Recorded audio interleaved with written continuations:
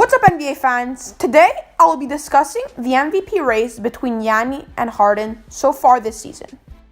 Even though there are other honorable mentions such as Curry, Kawhi, or LeBron, I don't think that they have been consistent enough the whole year, they've been injured, or they just aren't doing as well as the other two that I will mention later on in the video.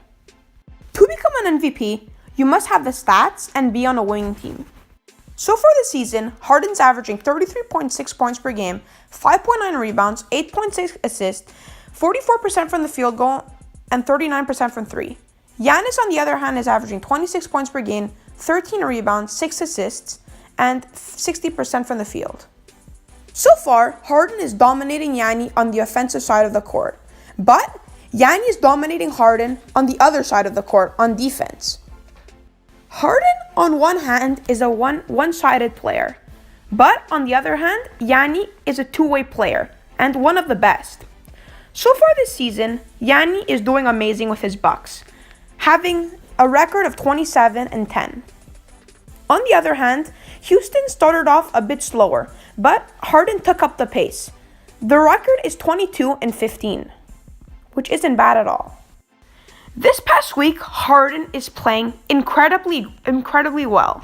He is carrying his team to an 11-1 record the last 12 games, with 40.1 points per game, 9 assists, 6.6 rebounds, and 2 steals those past 12 games, which is incredible. If Harden was to continue at this pace, he would be my unanimous vote to get MVP. To compare both teams, now that Chris Paul is injured, I would say that the Bucks have an advantage roster-wise. But when Chris Paul comes back, I think it's a pretty close matchup between the two teams. To compare the two players stat-wise once again, I would have to give an edge to James Harden. He's averaging a lot more points and assists, but you could also say that Giannis is averaging a lot more rebounds, blocks, and just a better all-around defensive performance the whole year.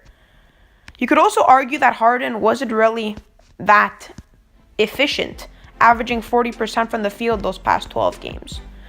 But he was also closing out the games, which is very important for an MVP caliber player to win the MVP award that year.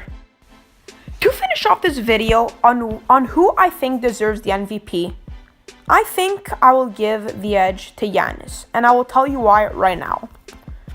So if we were only to talk about the stat-wise, it would clearly be given to James Harden. But the Bucks are number 1 in the league. On the other hand, Houston is 9th, which isn't that great for an MVP caliber player. They are 4th in the West, but 9th in the league. So I don't think I could give an MVP award with such a huge difference between the two teams win-wise.